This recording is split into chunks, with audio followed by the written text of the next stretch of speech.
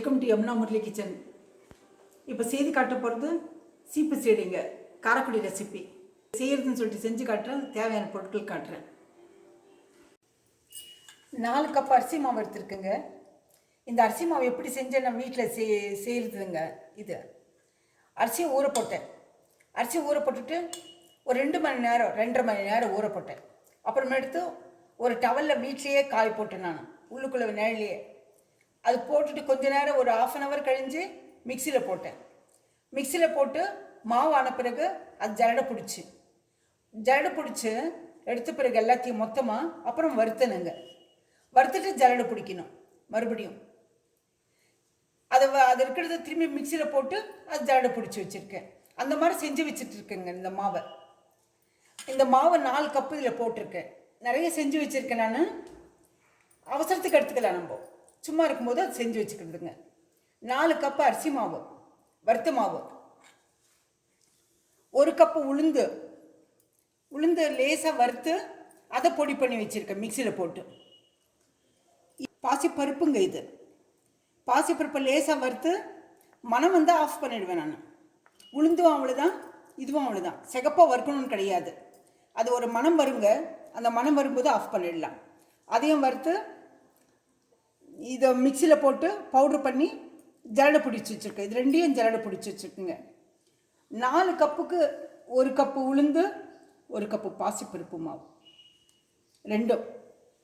அப்போ 1க்கு 1/4 வாசி உப்பு போடணும். இது 4 கப்பு போட்டு இது ஒன்று போட்டாக்க மொத்தம் 6 கப்புங்க.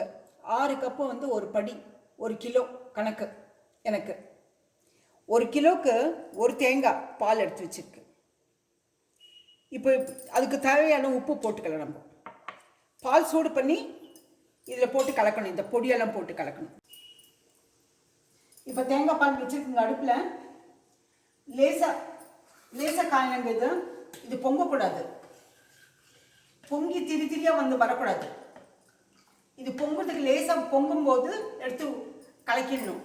இந்த பால் சரியாக இருக்கா பார்த்துக்கணும். இந்த மாவில் இந்த பச்சரிசி மாவு, உளுந்து மாவு, பாசிப்பருப்பு மாவு, இது எல்லாத்தையும் போட்டு உப்பு போட்டு இந்த தேங்காய் பால் ஊற்றி பிசையணுங்க. பத்தலைன்னா தண்ணி ஊற்றிக்கலாம். அதுவும் தண்ணி கொதிக்கிற தண்ணி தான். அதனால தான் தண்ணி வச்சுருக்கேன் நான் சைட்லேயே. எனக்கு பச்சரிசி வந்து புது அரிசியாக இருந்தாக்கா தண்ணி இழுக்காதுங்க, அதிகமாக குடிக்காது. பழைய அரிசி இருந்தாக்கா அதிகமாக குடிக்கும். அதனால் நம்ம இத்தனை டம்ளர் இத்தனை கப்பு தான் தண்ணி ஊற்றணும்னு சொல்லிட்டு சொல்ல முடியாது. இப்போ அரிசி மாவில் பாசிப்பருப்பு மாவு போடலாம். அது 1 கப்பு. வறுத்து மாவு பண்ணது அது போடலாம். உளுந்து மாவு. தேவையான உப்பு போடலாங்க. இதுக்கு தேவையான உப்பு போட்டுக்கலாம். உப்பு மட்டும் தானுங்க, வேற எதுவும் கிடையாது. உப்பு. தேங்காய் பால் பாருங்க, லேசா அது பிரித்தாரத்துக்கு முந்தைய போட்டு ஊற்றிடலாங்க. நம்ம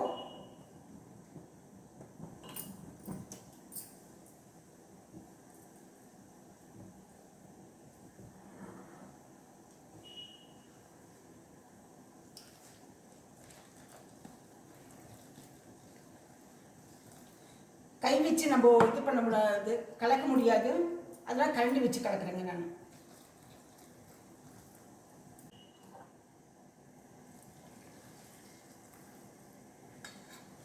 தேங்காய் பால் மொத்தமாக ஊற்றிட்டேங்க. பத்திரன தண்ணி ஊற்றலாம். கொதிக்கிற தண்ணி கொதிக்குதுங்க.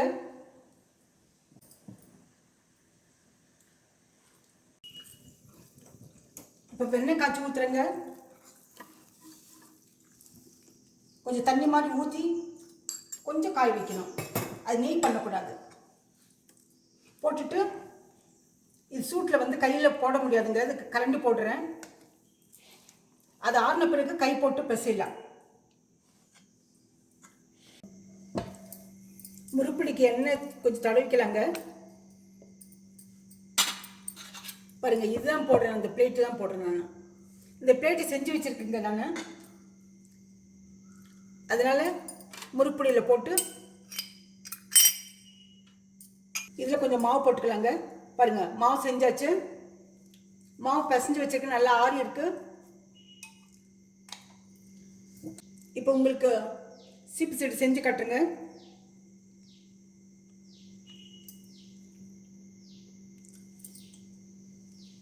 வரிசையா செஞ்சுக்கலாங்க.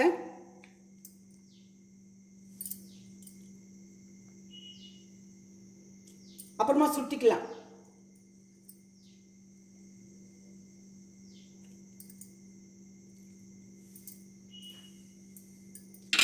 இந்த மாதிரி செஞ்சுட்டு கத்தியில கட் பண்ணிடலாங்க. கத்தியில கட் பண்ணிட்டு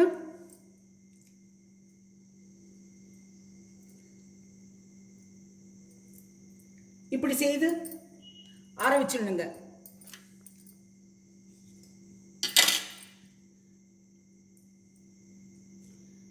ஒரு விரல தானுங்க ஜாயிண்ட் பண்ணி சும்மா ஒரு ப்ரெஸ் பண்ணணும், அவ்வளோதான் ஜாயிண்ட்டை.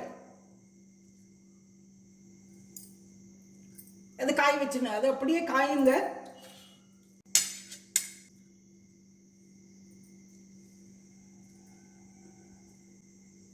பாருங்க, இப்படி ப்ரெஸ் பண்ணிக்கணும். முதல்லலாம் சீப்பு சீடு செய்கிறது ரொம்ப கஷ்டமாக இருக்குங்க. இப்போல்லாம் முறுப்படி அச்சு வந்துச்சு. இந்த மாதிரி கட் பண்ணிக்கலாங்க. சின்ன சின்னதாக கட் பண்ணிக்கோங்க. உங்கள் விரலுக்கு தகுந்த மாதிரி கட் பண்ணிக்கோங்க.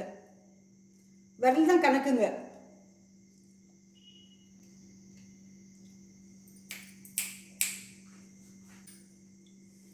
இப்படி எடுத்து ஒரு விரலுக்கு சுற்றணுங்க. விரலுக்கு சுற்றி இது ஜாயின் பண்ணணும். விரலுக்கு டைட்டாக இது பண்ணால் விரல இந்த எடுக்க முடியாதுங்க.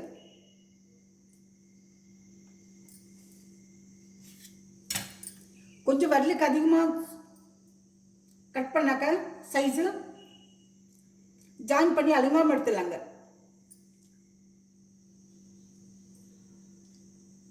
நல்லா காயணுங்க. இது காஞ்ச பிறகு தான் நல்லா இருக்கும், நல்லா வரும்.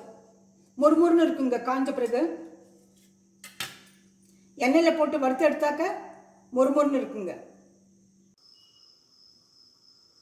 சீப்பு சீடு எல்லா தட்டுலையும் நான் அரேஞ்ச் பண்ணி வச்சுட்டேங்க. செஞ்சு வச்சுட்டேன். இப்போ எண்ணெயில் போட்டு பொரிச்சு எடுக்கலாங்க. பாருங்க, இப்படி தான் எடுத்து போட முடியும்.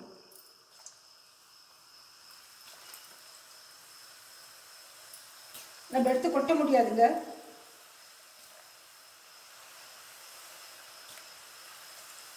இப்படி போட்டு எடுத்துடலாம்.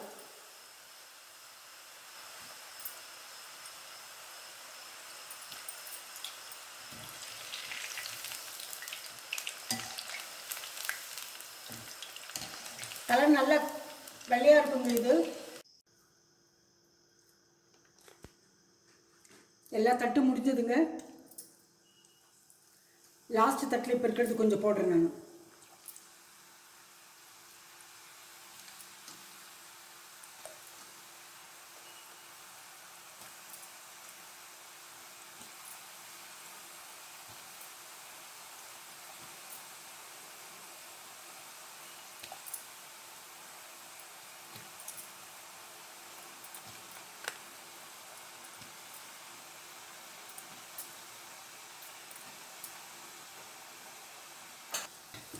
ஏன்னா ஈரப்பதமாக இருக்கும்போது ஷேப் மாறுங்க. அதனால நிதானமாக திருப்பி விடணும். நல்லா எண்ணெயில் காஞ்ச பிறகு நல்லா திருப்பி விடலாம். ஒன்று கூட பிரியாமல் வந்திருக்குங்க. நம்ம தட்டில் முதல்ல செஞ்சு வச்சுட்டாக்கா அது பிரியாதுங்க. செஞ்சு வச்ச உடனே நம்ம சீப்பு சீடை சுற்றி வச்ச உடனே நம்ம எண்ணெயில் பொரிச்சாக்கா பிரிஞ்சிடும். எண்ணெய் அதிகமாக குடிக்கும். அதனால நம்ம முதல்ல எல்லாத்தையும் செஞ்சு வச்சுட்டு இருக்கிற மாவெல்லாம் அப்புறமா போட்டு எடுக்கணும் ஒட்டுக்கா. இப்போ பாருங்கள், இப்போ நல்லா திருப்பி விடுறேன் நான். பாருங்கள், இப்போ பயம் இல்லை. ஷேப் மாறாது. நம்ம போட்டது போட்ட மாதிரி இருக்கும். அதிகமாக மெம்பர்ஸ் இருக்கும்போது நான் அதிகமாக செய்கிறேங்க. அதனால தான் ஒவ்வொரு பலகாரமாக செய்கிறேன் நான். வீட்டில் சாப்பிட்றதுக்கு கம்மியாக ஆளுங்க இருக்கும்போது கம்மியாக செய்யலாங்க. கடைக்கு ஓட வேண்டிய அவசியமே கிடையாது. எண்ணெய் அதிகமாக குடிக்கும். அதனால நம்ம முதல்ல எல்லாத்தையும் செஞ்சு வச்சுட்டு இருக்கிற மாவெல்லாம் அப்புறமா போட்டு எடுக்கணும் ஒட்டுக்கா.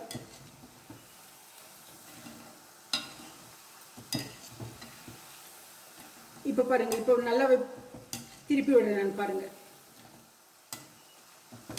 இப்போ பயம் இல்லை, ஷேப் மாறாது, நம்ம போட்டது போட்ட மாதிரி இருக்கும். அதனால தான் ஒவ்வொரு பலகாரமாக செஞ்சு செய்கிறேன். நான் வீட்டில் சாப்பிட்றதுக்கு கம்மியாக ஆளுங்க இருக்கும்போது கம்மியாக செய்யலாங்க. இந்த மாதிரி